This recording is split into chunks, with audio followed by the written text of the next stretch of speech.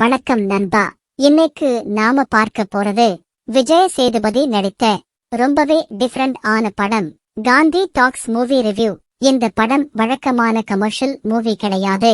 இங்க ஃபைட் இல்லை, hero punch dialogue இல்லை, மாஸ் மொமெண்ட்ஸ் கூட இல்லை.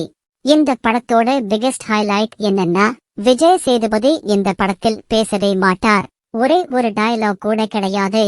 முழுக்க முழுக்க பாடி லாங்குவேஜ், எக்ஸ்பிரஷன்ஸ், சைலன்ஸ் மூலம்தான் ஆக்டிங். ஸ்டோரி சிம்பிள் தான். ஒரு காமன் மேன், சொசைட்டில நடக்கிற வயலன்ஸ், ஆங்கர், ரிவெஞ்ச் இதையெல்லாம் எதிர்கொள்ளுற கதை. அதை காந்தி ஐடியாலஜியோட டைரக்டர் சொல்லி இருக்கார். இந்த படத்தில் சைலன்ஸ் தான் டயலாக். ஒவ்வொரு சீன்லயும் மெசேஜ் இருக்கு. கோபத்துக்கு பதிலா பொறுமை, வன்முறைக்கு பதிலா அமைதி அப்படின்னு காந்தி தாட்ஸ்வை ஸ்கிரீன்ல அழகா காட்டுறாங்க. விஜய் சேதுபதியோட பர்ஃபார்மன்ஸ் ரொம்ப சட்டில் இருக்கு. அவர் ஒரு சீன்ல கூட ஓவர் ஆக்டிங் பண்ணல. கண் பார்வை, பாடி மூவ்மெண்ட் இதெல்லாம் வைத்து கேரக்டர் ஃபீல் பண்ண வைக்கிறார். பேக்ரவுண்ட் மியூசிக் ரொம்ப சாஃப்ட் இருக்கு. அது சீன்ஸ்க்கு பர்ஃபெக்ட்டா செட் ஆகுது. சினிமாட்டோகிராஃபி நீட் அண்ட் நேச்சுரல் இருக்கு. லைட்டிங்ஸ் கூட காம் ஃபீல் கொடுக்குது.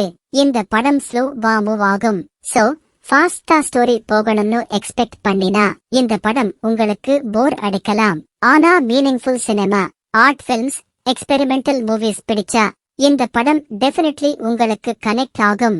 இது எல்லாருக்குமான படம் கிடையாது.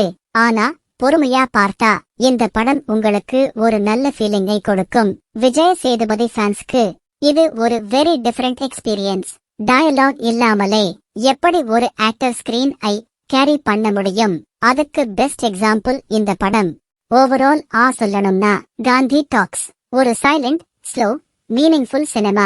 கமர்ஷியல் என்டர்டெயின்மெண்ட் தேடுறவர்களுக்கு இல்ல, மெசேஜும் காம் எக்ஸ்பீரியன்ஸ் தேடுறவர்களுக்கு இந்த படம் வொர்த் வாட்சிங். இந்த படத்துக்கு நான் கொடுக்கும் ரேட்டிங்ஸ் 5க்கு 3.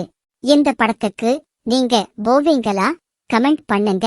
இந்த மூவி ரிவ்யூ உங்களுக்கு பிடிச்சிருந்தா லைக் அண்ட் ஷேர் பண்ணுங்க. சேனல் ஐ சப்ஸ்கிரைப் பண்ண மறக்காதீங்க. நன்றி.